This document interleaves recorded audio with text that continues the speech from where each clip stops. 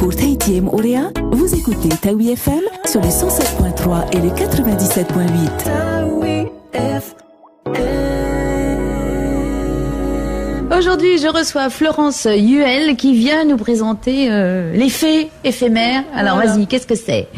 Alors, c'est le nouveau spectacle de l'école de danse André Chan. Et cette année, on a choisi de vous faire rêver et de vous présenter un spectacle sur les fées. Voilà. Les fées, alors les gentilles fées, les sorcières. Non, il n'y a pas de sorcières. Il y a des petites fées méchantes quand même. Non, il y a pas de sorcières. En fait, c'est vraiment c'est vraiment une histoire dédiée à la nature. En fait, on est parti du principe que les fées existaient, qu'on les côtoyait tous les jours. J'en suis une, mais il faut pas dire. Mais je l'avais bien remarqué. Voilà. Voilà, et qu'en fait la nature, en fait, chaque plante abritait des créatures merveilleuses, facétieuses comme ça, dont les fées. Et seuls peu d'individus arrivaient à les percevoir. C'est vrai que c'est difficile. Il faut avoir l'esprit d'enfant, magique, romantique. Voilà, il faut aimer observer, rêver, voilà. Et du coup, le personnage principal de notre petite histoire, en fait, elle a cette capacité-là. Parce que c'est encore une enfant. C'est une jeune fille, très ouverte, qui a envie de découvrir les choses, très observatrice, gaie, et puis portée sur les sensations, parce que pour nous les fées, en fait, ce sont des êtres positifs qui insufflent en fait des ondes positives. Donc c'est un petit peu comme si elle distillait dans la nature tout autour d'elle un traitement anti-morosité, ou voilà, c'est des petites choses. C'est vrai qu'on imagine bien et on voit peut-être la fée Clochette, la fée de Cendrillon, la fée toutes ces fées-là, ça c'est leurs copines.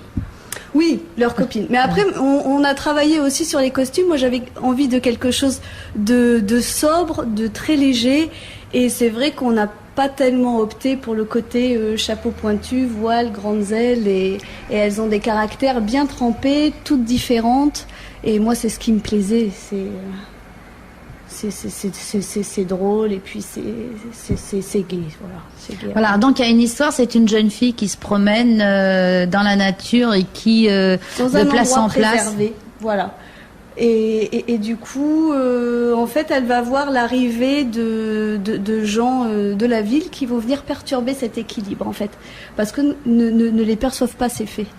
Ils sont dans un rythme quotidien rapide, urbain, voilà. Et petit à petit, donc au départ, ils sont deux à arriver dans cet endroit, donc à pas trop perturber les fées, jusqu'au moment où ils arrivent en masse. Et en fait, les fées agonisent comme ça sous ce nombre de personnes. Mais c'est terrible. Dis-moi que ça va pas s'arrêter là. Heureusement que. Ouf. Oh, j'ai eu peur. Parce que tu sais, comme je suis une fée, j'ai eu peur pour mes copines. Donc voilà, et puis on va pouvoir les retrouver grâce à la lecture, en fait.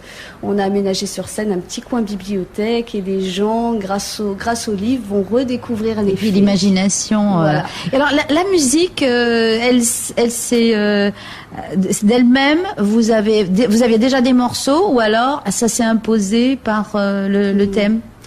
Moi, je travaille beaucoup sur les sensations. C'est-à-dire que quand on choisit un thème, il y a plein de choses qui me viennent comme ça. J'ai du mal à en parler, mais je perçois très bien l'univers que je veux créer.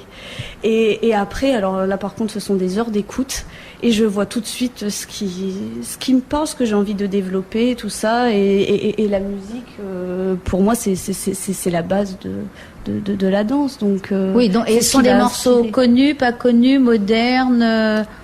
La plupart des morceaux ne sont pas connus. Moi, j'aime que les gens puissent entendre d'autres choses. Oui, parce que ça permet de ne pas se projeter non plus quand tu entends un air trop connu. Hop, on a des références. Ce qui fait que là, il y a quand même le côté mystérieux de la découverte. Tout à fait. Puis avec des styles de musique très différents, puisqu'on a des styles de danse. Oui, qu'est-ce que pour mémoire, pour nos auditeurs? On a de la danse classique, de la danse contemporaine, du modern jazz, du hip-hop et du flamenco et de la sévillane. Voilà, alors tu me disais un petit peu le flamenco, c'était. Oui, voilà, c'est ça. Voilà, à moins qu'il y ait des auditeurs qui s'y connaissent. Et qui donne ces cours? Parce que vous êtes plusieurs professeurs quand même. Oui. On est toute une équipe. Alors en classique, il y a Jocelyne et Patricia. Jocelyne qui est la directrice pédagogique aussi de l'école. En contempo, il y a moi et moi. Bon.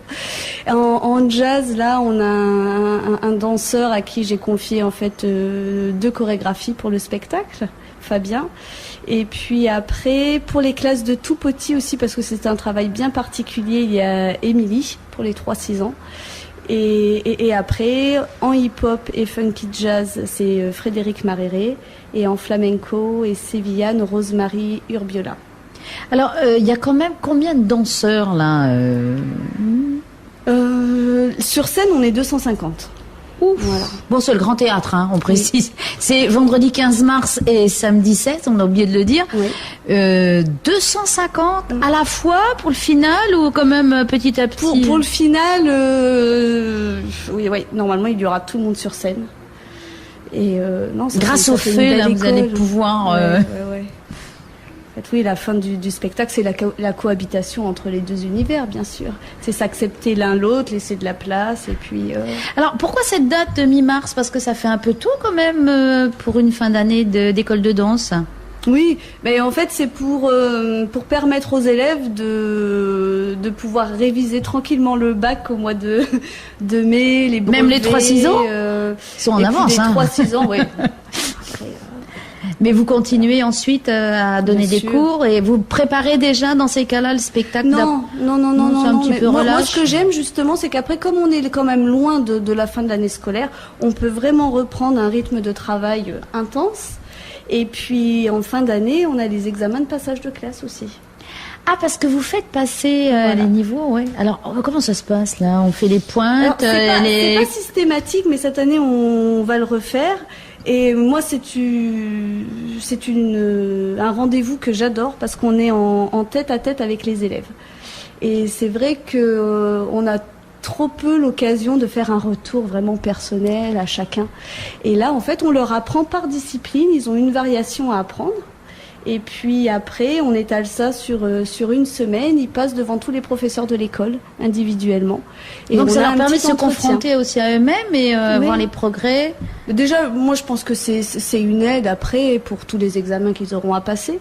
Et puis c'est surtout fait avec une optique très positive. On n'est pas là pour dire des choses désagréables, bien au contraire. Ils viennent là par plaisir aussi pour danser. Bien sûr. Donc c'est pas la nouvelle star ou c'est pas où on casse les gens. Non, du tout.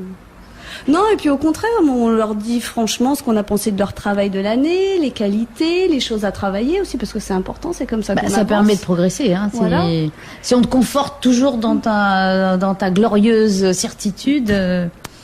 Donc non, moi je trouve que c'est vraiment un bel examen. Et après, on leur remet des petits diplômes comme ça pour les plus jeunes, c'est sympa. Donc alors, ce spectacle ne sera pas qu'éphémère. 2 soirées. 2 soirées pour des heures et des heures de travail, mais bon, ça vaut le coup. Tu vas danser aussi ou tu es simplement le professeur derrière Non, là je danse pas. J'aimerais m'y remettre, hein, mais c'est le temps qui manque en fait, parce qu'on prépare ce spectacle en 8 semaines, c'est quand même très court. Et puis après, ça demande tellement de petites choses à côté. Oui, puis parce qu'il faut être là, les costumes, les machins, c'est derrière dans les coulisses, ça fourmille. Oui. Donc non, c'est énorme. Il faudrait en fait, pour pouvoir danser, il faudrait que moi je m'y prenne en amont pour préparer quelque chose et puis que j'ai pu le retravailler après. Mais voilà. Mais on a 2 professeurs sur scène cette année. On a Patricia, le professeur de classique, et Émilie, le professeur de danse africaine et des enfants là. Et moi j'ai adoré chorégraphier pour elle. C'était vraiment du bonheur. Mais écoute, on va se donner rendez-vous vendredi et samedi. Alors déjà, vous nous faites le plaisir d'offrir 8 places pour nos auditeurs. Alors ils n'ont qu'à appeler 85 47 47 ou 47 48. Et puis se donner rendez-vous sur votre site Facebook, puisque vous en avez un. Donc Centre de danse André Tchal. Voilà, moi je l'ai trouvé. Voilà.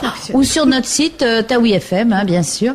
Merci Florence, à très bientôt, à vendredi. Merci. Oui, à vendredi. Et puis alors, bon courage. Et voilà, tu as le bonjour de la fée de Taoui FM. À Taha, Vous écoutez Taoui FM sur le 98.4.